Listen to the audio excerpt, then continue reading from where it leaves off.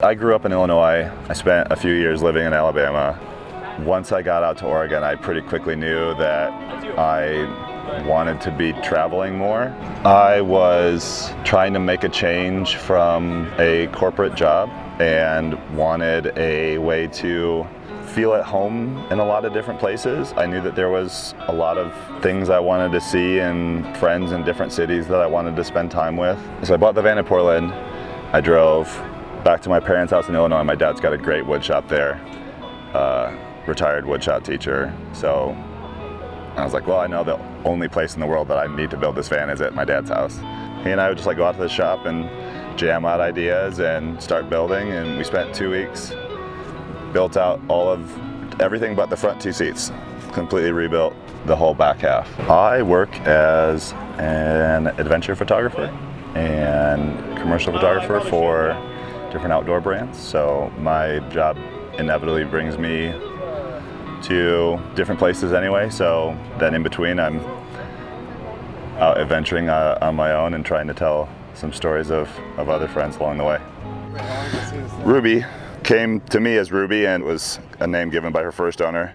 She's got a lift kit, 1.5-inch lift. Since getting Ruby, added these nice LED headlights because the OG Vanagon headlights are not super bright, and a couple of floodlights down at the bottom too. And this steel bumper comes in from Go Westy. Coming on around, obviously the rooftop box is a lifesaver for extra gear, and in super hot days like today, having an awning to keep some shade under is amazing. Cruising on through, we've got 15-inch wheels, some AT grabbers. Again, put those on before going down to Baja last year, and that was really great for pulling out some of these other stuck vans.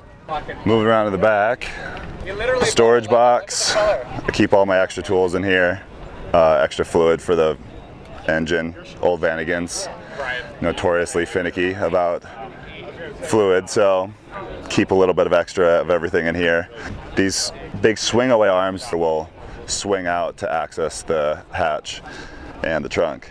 Up top, key addition that was terrifying was cutting a hole in the ceiling for that fan. Either gonna get a fan or a permanent moonlight, but having the fan blow on your face when it's 100 degrees outside makes it so worth it. Over here we've got solar. It's only a 100-watt panel, but it is backed up by the alternator of the car. Also will draw power to the house battery when solar's not charging it enough. That's Ruby in a nutshell. Inside is living quarters. I call this area the kitchen slash dining room slash office slash living room. When I post it up for a while, I'll spin the seat around. Just opens up the inside quite a bit and makes it a lot nicer for lounging around when you're in one spot for a week or so. Little cooking station here that's kind of my coffee zone. Fridge, which is clutch. And then all the clothes storage lives in these 2 white cabinets here. And it's kind of a fun little addition that my dad and I built is this Hideaway Kitchen. So I'll just sit here and make my coffee in the morning, make breakfast, and then when you're done, all that just slides away together and no mess. Underneath here, this drawer comes out, all of my food and cooking accessories that I might need, ready to go. This guy comes out, it's got my bag for the climbing gym, it's got some extra food, it's got medical supplies, stuff that you might need right away. Fun fact about Vanagons, not everybody knows, the engine's in the back of the vehicle. I decided that I wanted a permanent bed. A lot of vans have like fold up seats that turn into beds, but for me, I don't know, feels better, and it has given me a lot more storage, I think. But one of the cruxes of that is the bed has to be kind of designed so that you can take half of it apart so that you can access the engine bay. So that was a fun little design challenge, but it ended up coming together and yeah, made it work. And it's a full-size bed, so it's comfy. I can sleep comfortably 2 adults in this bed, and that's really nice too. Like when I have friends over and we want to go on a little adventure, got enough room for two. I've been skiing a lot more recently, so I used to have to get my skis out of the box, and that was apparently too much work. So whatever skis, depending on the season I'm skiing, they live in here, and then the other pair lives upstairs, up in the attic. It's not any more glamorous than a small apartment.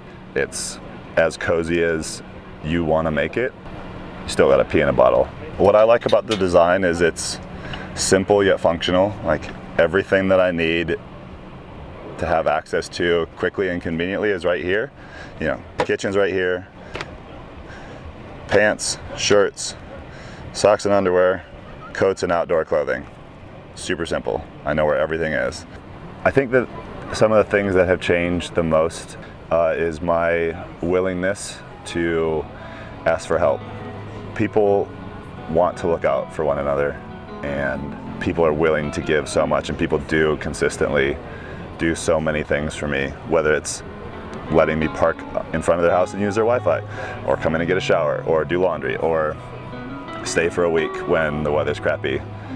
And all of those have continually reaffirmed like how good people are, and it's been a nice transition. The only reason that I get to spend as much time with them that I do is because of the van. I can go spend 2 months in Salt Lake City, and I can go spend the summer in Seattle, and then I can, go down to Central California and hang out with that group of people for a few months. What originally was something that you had to work to make those personal connections, now is the thing that's letting me keep those personal connections as alive as I want them to be. You can find me at Where to Willie.